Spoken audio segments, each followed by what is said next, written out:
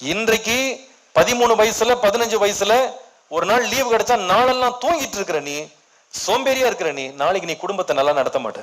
You will not. நான் எத்தனை பேரை பார்த்துட்டாங்க, எத்தனை பேரை பார்த்துட்டேன். வாலிப வயசுல சுறுசுறுப்பா இல்லாத பிள்ளைங்க கல்யாணம் ஆன பிறகு தூங்கு முஞ்சிங்களை தான் சுத்திட்டு இருக்காங்க. அவங்களால அவங்க குடும்பமே உருப்படாம போச்சு, பிள்ளைங்கெல்லாம் நாசமா போனாங்க. Because they are not interested in working. எத்தனை பேர் தெரியுமா வேலைக்கு போகாமலே சுத்திட்டு இருக்காங்க? பையனுங்க, ஆண்கள் இன்றைக்கு நிறைய பேர் வேலைக்கு போறது கிடையாது. மனைவி அனுப்பி விடுறாங்க வேலைக்கு, நீ போயிட்டு வா போ, நான் வரமாட்டேன் வேலைக்கு, நான் போக மாட்டேன். ஏன் தெரியுமா? டீனேஜ் வயசுலயே அவங்க வேலை செஞ்சு பழகலைங்க. அவங்க they never worked, they wanted an easy life, they never controlled their life. Manage பண்ணி மெயின்டைன் பண்ணாத வாலிப வயதுல இருந்த பிள்ளைங்க வளரும் போது எதையுமே மேனேஜ் பண்ண போறது இல்லை, மெயின்டைன் பண்ண போறது கிடையாது. அவங்களுக்கு they going to have an easy life. நம்ம ஊர்ல இருந்து நோகாம நொங்கு வடிக்கிறதுன்னு வாங்க பாருங்க, அந்த கதை தான். இந்த மாதிரி பசங்க தான் வேலை செய்யாம, எந்த உழைப்பும் இல்லாம, எந்த கஷ்டப்படாம, எந்த காரியத்திலையும் காரியங்களை மேனேஜ் பண்ணி மெயின்டைன் பண்ண தெரியாதவங்க கல்யாணம் வரும்போது டவுரியில போய் கேட்கறாங்க, ஏன் அங்க போய் இந்த லைன்ல நிக்கிறாங்கன்னு கேட்டா, ஏன்னா இவனுக்கு வேலை செய்யறதுக்கு வக்கு இல்லை. அதான் நிலைமை. அவன் கஷ்டப்பட்டு வேலை செஞ்சு பழகி இருந்தானா இன்னொருத்தர் கையை அவன் ஏந்தவே மாட்டாங்க, கேட்க மாட்டான் அவன்.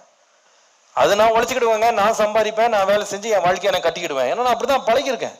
எனக்கு நீங்கெல்லாம் கொடுத்து ஒன்றும் வாழ வேண்டிய அவசியமே கிடையாது. நான் கஷ்டப்பட்டு நான் வாங்கிக்கிடுவேன், கஷ்டப்பட்டு நான் வளர்ந்துக்கிடுவேன், எனக்கு என்ன இருக்கோ அது போதும்னு தைரியமா கான்ஃபிடண்டா போவாங்க அவங்க. ஆனா அந்த சோம்பேறிகளா வளர்ந்துட்டு இருக்கான் பாருங்க, அவன்கிட்ட மாட்டின ஆளுங்க ரொம்ப கஷ்டம், ரொம்ப கஷ்டம். தனிமையில் இருக்கிறது எதுக்கு தெரியுமாங்க? ஆண்டவர் ஏன் ஆதாம தனியா வச்சாரு தெரியுமா? மனைவியை கொடுக்கறதுக்கு முன்னாடி ஃபர்ஸ்ட் ஒர்க்கை கொடுத்தாரு. Before you get a wife, get some work. That's what I would say. எழுதி வச்சுக்கிடுங்க, ஒரு நல்ல தாரக மந்திரமா கூட இருக்கும். Before you get a wife, get a work, get into some job. நீங்க மனைவியை தேடுறதுக்கு முன்னால ஒரு வேலையை தேடுங்க. உங்களுடைய வாழ்க்கையை முதல்ல நிர்வாகம் பண்ண படிச்சுக்கிடுங்க. காலைல எழும்புறது எப்போ, படுக்க போறது எப்போ, நேரத்தை எப்படி நிர்வாகம் பண்ணணும், என் ஹெல்த் எப்படி நிர்வாகம் பண்ணணும், என்னுடைய மூளை எப்படி நிர்வாகம் பண்ணணும், சிந்தனை எப்படி நிர்வாகம் பண்ணணும், எப்படி இதெல்லாம் ஆண்டு கொள்ளணும். நன்மை தீமை இருக்குதான் செய்யும், நல்லது கெட்டது என் முன்னாடி ஆண்டு வச்சுதான் இருப்பாரு. எல்லாத்தையும் கரெக்டா மேனேஜ் பண்ணணும். தெரிந்தெடுக்கிற திறனை ஆண்டு கூட தனிமையா இருக்கும்போது நீ எல்லாத்தையும் நிர்வாகம் பண்ணுன்னு சொல்றாரு.